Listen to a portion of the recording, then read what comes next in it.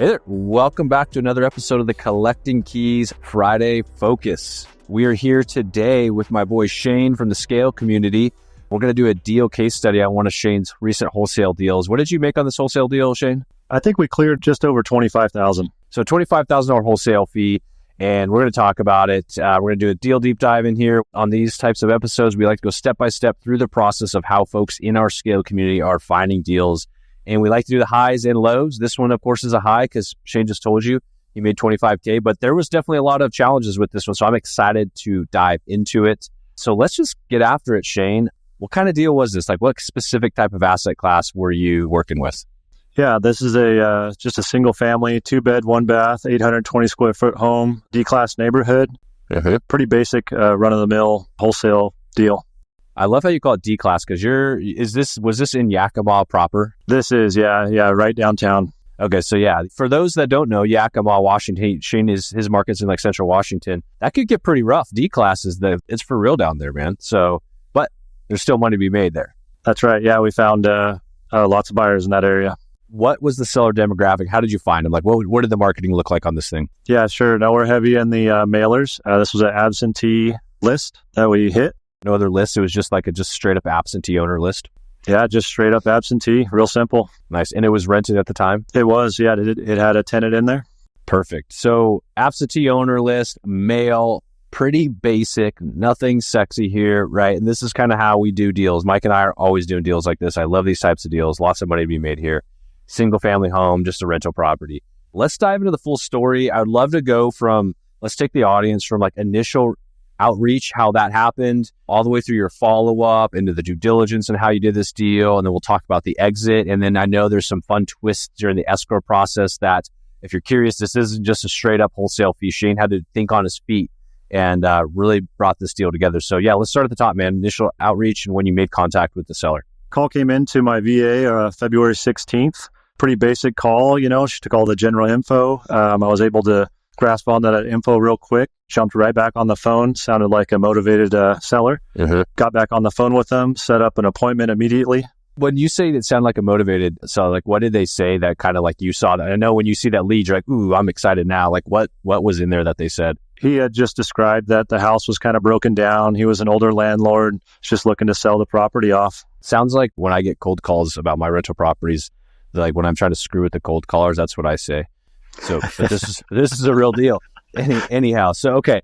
So you booked appointment immediately. So speed to lead is all I'm hearing here. You see it come in, you get on it right away. And when was your appointment? Like that day or the next day? The earliest they could meet me over there was basically that Monday. This came in, I think the call came in like a Friday. Oh, perfect. Yeah, just jumped on it as fast as I could. They didn't seem like they were really getting hit up by other wholesalers. So I wasn't too worried. I was just happy to talk with them right away. Yeah, absolutely. So how did that appointment go? What did you see? Like, what were you looking at? How were the sellers in person? Yeah, I mean, I kind of knew the area, rolled up to the house. About 50 cats came running out from underneath it. Nice. Older couple, really nice. Just started talking with them. Kind of wanted to know, learn a little bit about them, see what their motivation was, see if we're going to be able to provide the correct solution for them. And within 5 minutes of talking with him, he had some health issues and he had other properties. And he said this is the worst performing property that he has. So he wanted to sell it off. Yeah. And it was actually a really great conversation. It was right after the tax increases had come out. I think the taxes rose to about 90 on this property. He says, it's not worth it. It needs a bunch of work. I'll get rid of it for, whatever. I think it's 50, 55 or something. And so it was a real easy conversation. Oh, that's nice. So that sounds like typical motivation. Perfect timing with the new tax rolls coming out.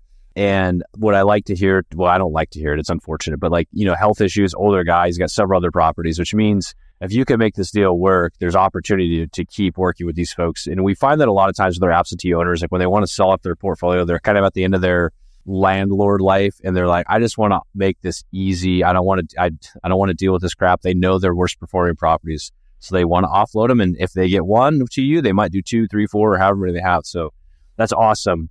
So it sounds like he was pretty motivated. When and how did you make the offer? Kind of knew. I did a little bit of research. Had a couple days to prep on this one. Came down there with I knew what my number was, and I just ended up at $60,900. They didn't want to pay for excise tax, said no problem. Mm-hmm. So yeah, just wanted to make it as easy as possible. Whipped out a contract and we got it signed right there in the driveway. Easy peasy. Right there on the spot. Nice. So with the 6,900, so those that are listening, we have what's called an excise or transfer tax in Washington, which in Spokane County where I'm at, it's like 1.83 or something. Like you guys might have a slightly lower, but it's right in there. So it can be a significant amount, but on a purchase price like that, we don't even think about it, right? Mm-hmm. So you did all that math, check the box, we'll pay for the transfer tax, and got them to sign it right then and there.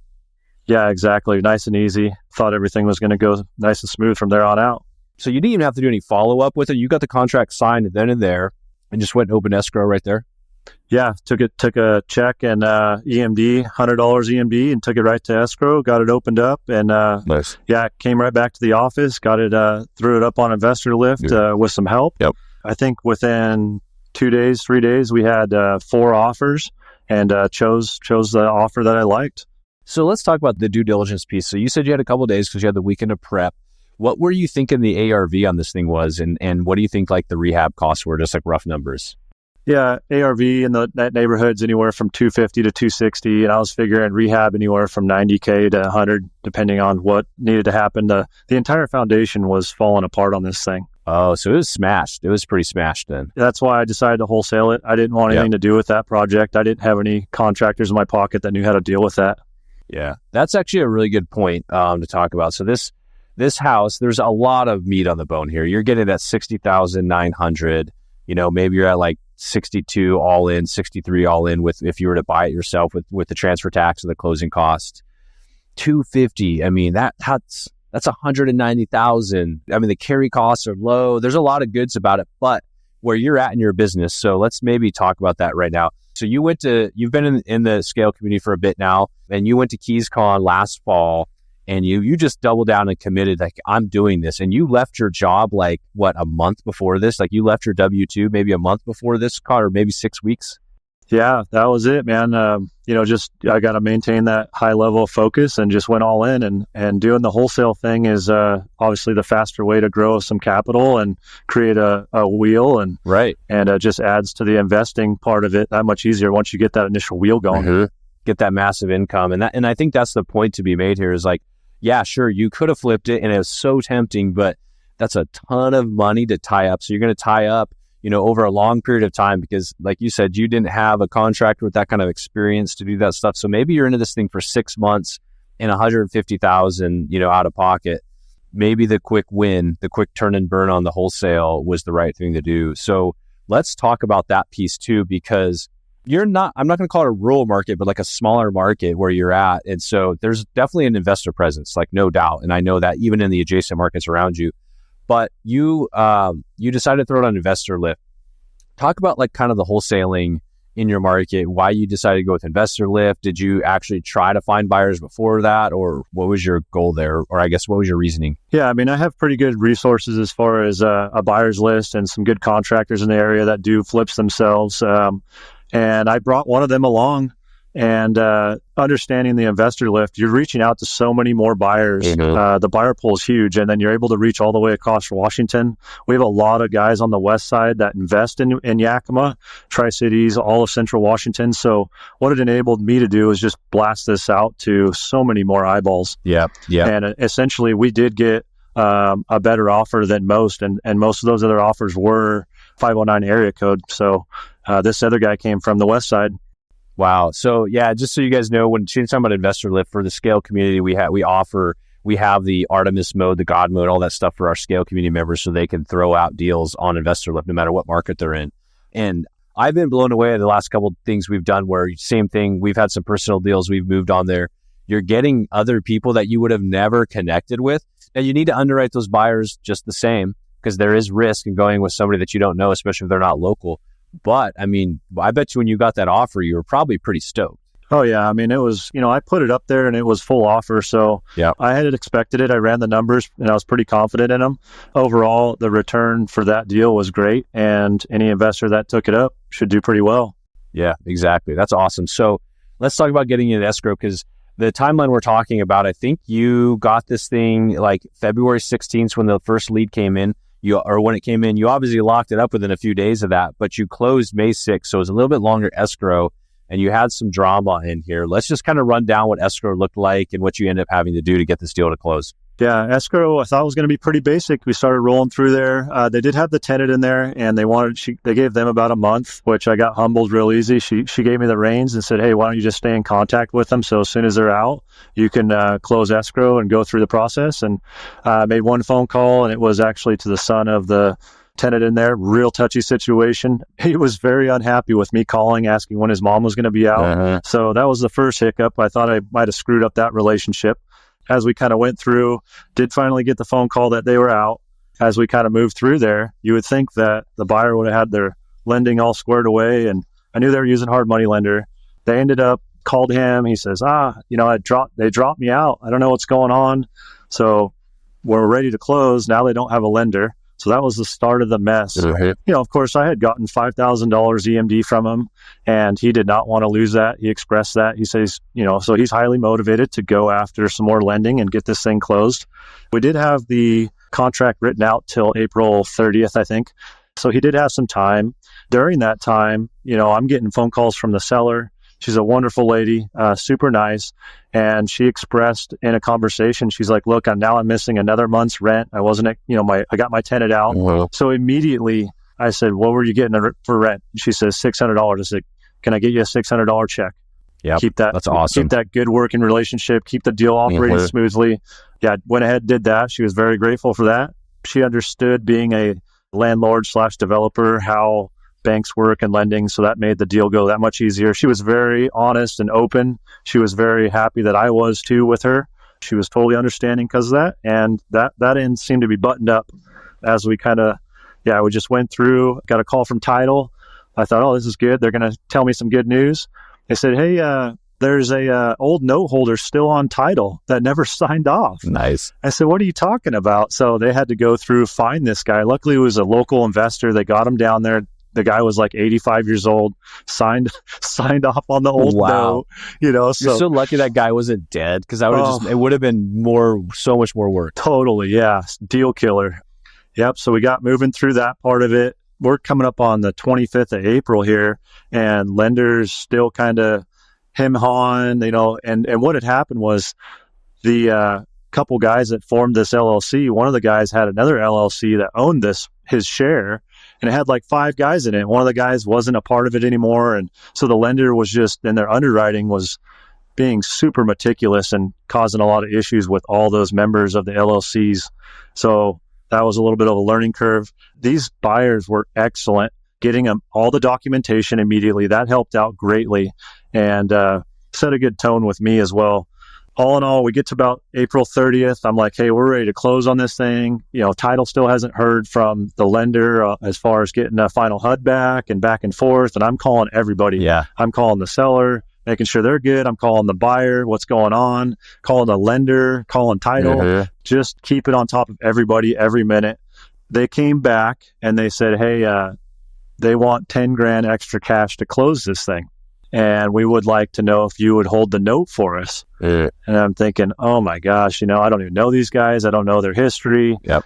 They did build a great rapport with me and being so quick on the phone. One of the guys was a broker had his own brokerage, so I kind of trusted that. Yep. I said, "Give me an hour, I'll give you a call back." So I made a couple phone calls to really trusted advisors and mentors and got their input and made a call back. And I said, "Hey, you know what, man, 10 grand ain't that much. You guys got to come up with it." And they're like, "Look, we're going back and forth. We got a lot of guys on this. If you would just hold it." And I said, "Look, all right, how about I hold 5, you bring the other 5 that you need, and I'll do it at 12%, and I'll write up a note with a deed and trust, and we'll go from there." And he was like, "Yeah, that'll work, man. Thank you very much." And so at that point, I had no idea how to do all that. My title company basically said, "Hey, here's how we would do it, but we can't do it for you." Yeah. And so I had to kind of muster my way through there. Luckily, I had just closed a seller finance deal earlier, and I kind of referenced all those documents that I had to sign, used them the exact same way. Yep. And the only thing their lender wanted was to make sure it was recorded after theirs was recorded, so that They didn't want to hear about it, know about it. They didn't care if there's a second later. So, right. Yeah, I just pushed through to the end and finally got the call that it had closed. So everybody was happy. Right. So you turned that like the 25,000 into actually 20 in your pocket and then some cash flow basically, or $5,000 in the future plus 12%. Yeah, exactly. Yeah, I put a year balloon on it, and then just put the just 12%. I just told them, you just pay me when the deal sells at the end. I don't want to deal with a monthly payment or anything like that. No, it'd be paying for that.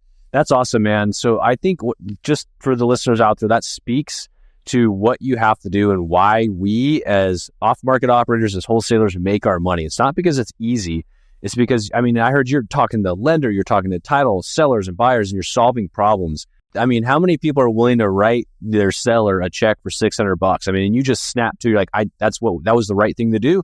I'm going to do it. You're not stepping over, dollars to pick up pennies, which a lot of people get caught up in. It's just like, just do it. You got $20-something thousand on the line. It's worth $600. And then to really negotiate and solve that problem for the buyer and keep them engaged, you knew that they wanted to close. They didn't want to lose $5,000. And so keeping them engaged and getting that deal done and being so creative, I mean, you earned this, man. So congrats, hats off to you. Love it.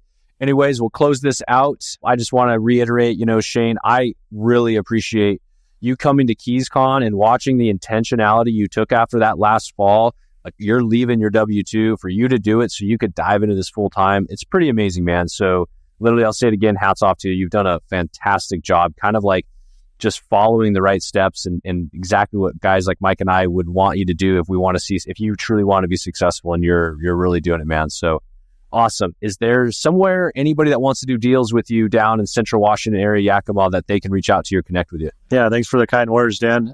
Yeah, you guys can reach just regular email, lunchbozhomebuyers@yahoo.com. Perfect. I love it. Lunchbox Homebuyers, dude. That's awesome, man. So can kind of connect why that was the case, but I'll leave that up to the audience to figure out. So anyways, thanks, Shane. We will see you all next week. See ya.